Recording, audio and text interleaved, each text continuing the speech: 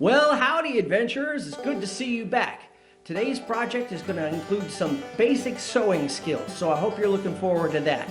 We're going to do a little bit of basic cutting, measuring, and sewing a hem. And I'm not saying ahem, I'm saying the edge of a sewing project. So, welcome to that.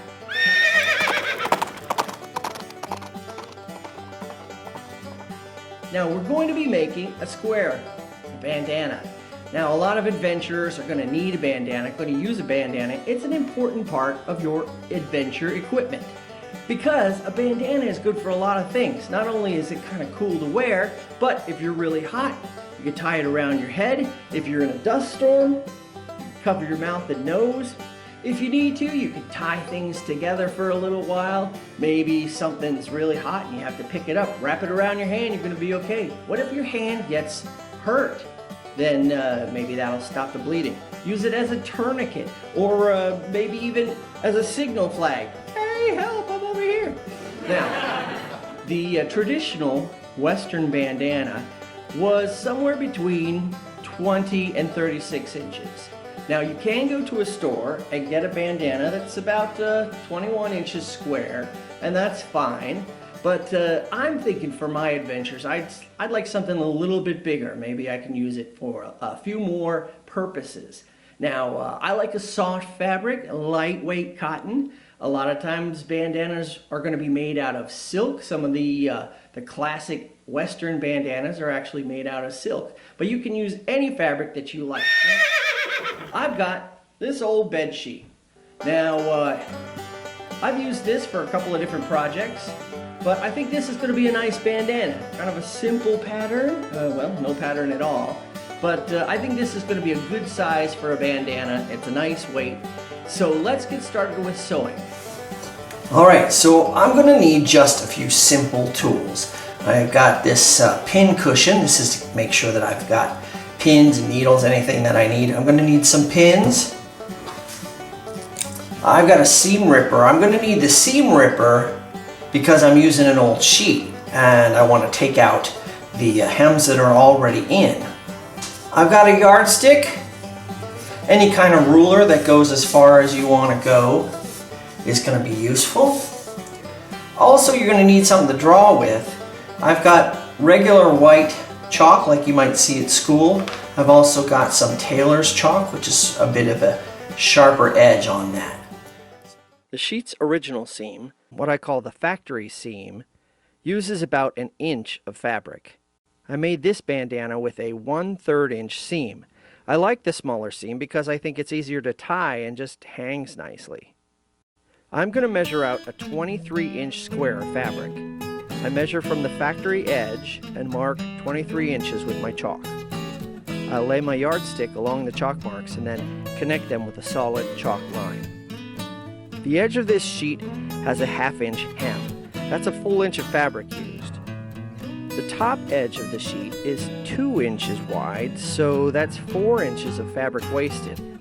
I'm going to need that to get 23 inches out of this piece. I'm going to give myself a 3/4 inch seam allowance on all 4 sides. Now, I cut out my square. Be careful to cut only the outside line. Your sewing machine should have guidelines on it. The one with the hole in the middle is the 3/4 inch guideline. I like to sew that 3/4 inch line to use as a fold line.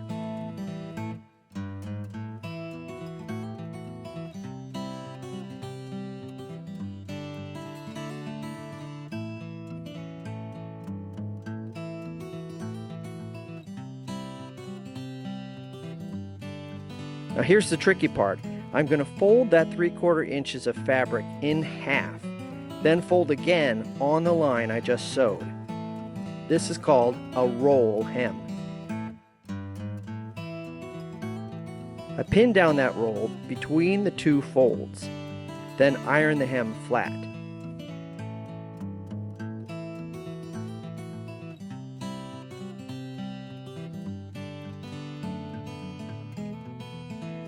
Now, close the hem by sewing as close to the inner edge as you can get.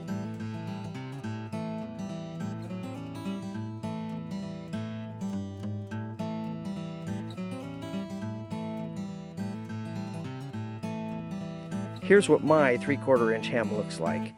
I'm pretty happy with it. That narrow hem can make it easier to tie. Now, of course, I'm going to break it in. I'm going to wear it a lot, wash it a lot, soften it up, make it look like it's been through some adventures. But that's pretty much it. I feel pretty happy with how it turned out. I'd like to hear some of your comments. If you write any thoughts, any ideas you might have, go ahead and put them below. And while you're at it, why don't you click like and subscribe and tell some of your friends. We'll be back next time with another project, but as I always like to say, every day can be an adventure. See you next time.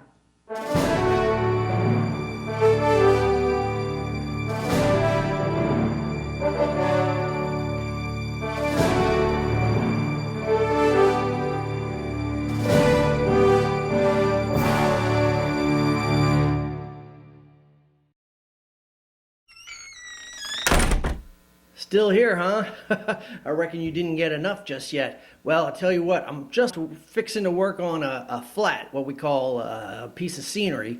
I thought I'd put together a western door. Something that's simple, lightweight, something that I can pack away when I'm doing other scenes. So how would you like to see what I do to build myself an old western door? I found a photo of a nice rustic door to use as my model. I started my build with a tri-fold display board made of corrugated cardboard. Once I'd drawn out the design, I had to measure out and cut all the necessary segments, then glue them in place. I cut the segments along the grain as if they were cut lumber. I don't always trust hot glues, so I've gotten in the habit of reinforcing with white glue.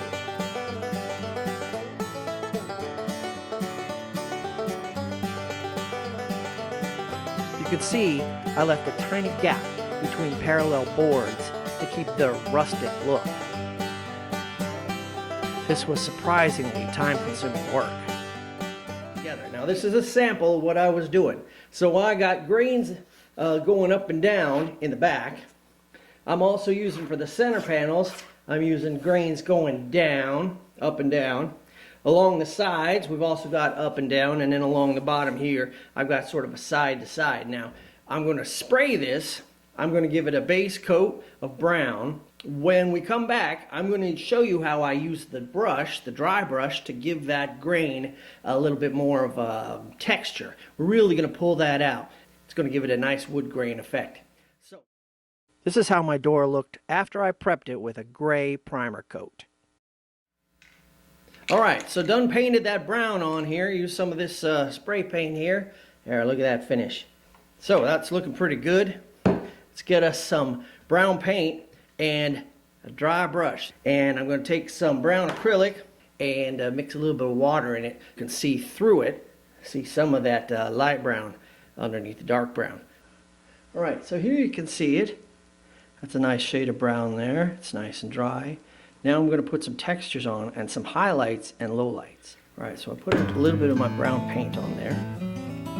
Then I'm going to use that to follow the direction. Actually, let's go up from the bottom here.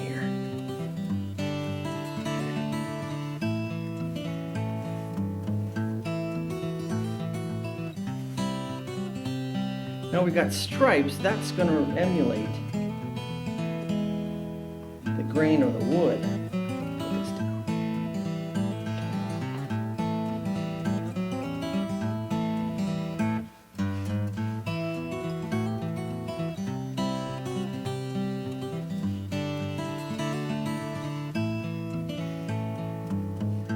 A little bit much water, but I think that's going to look all right. Put some of that down here.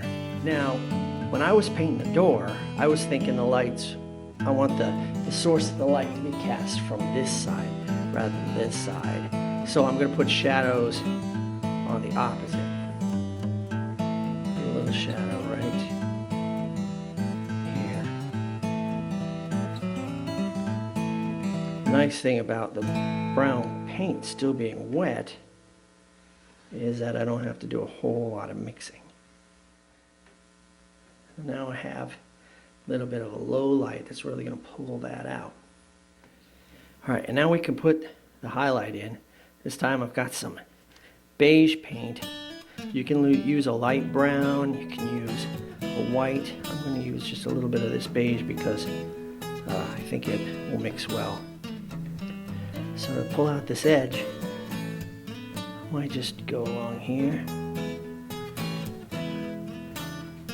Along here.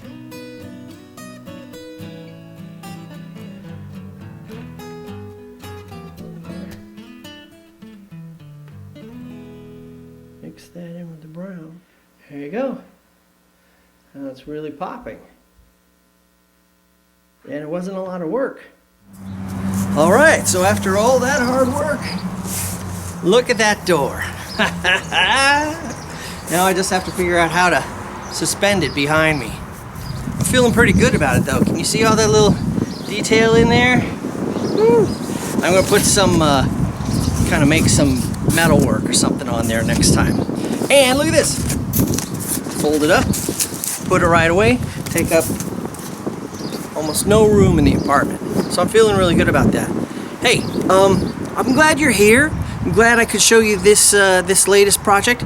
You know what? I missed you so much last week. I can't bear it anymore. So we're not going to skip weeks. Next week I'm going to do a special feature, and we're going to do this every other week, like a shorter video that I'm going to call Making History. And so that's going to be a project that I've already completed, but I'll show you what it looks like. We'll talk a little bit about how I built it and some of the lessons I learned while I was putting it together. So I'm looking forward to that, and I hope that you are too. Hey, if you work on any of the projects during this series, send me a photo down there in the comments. Don't forget, like, share, and subscribe, okay? Very important. I want to see you again right here next week.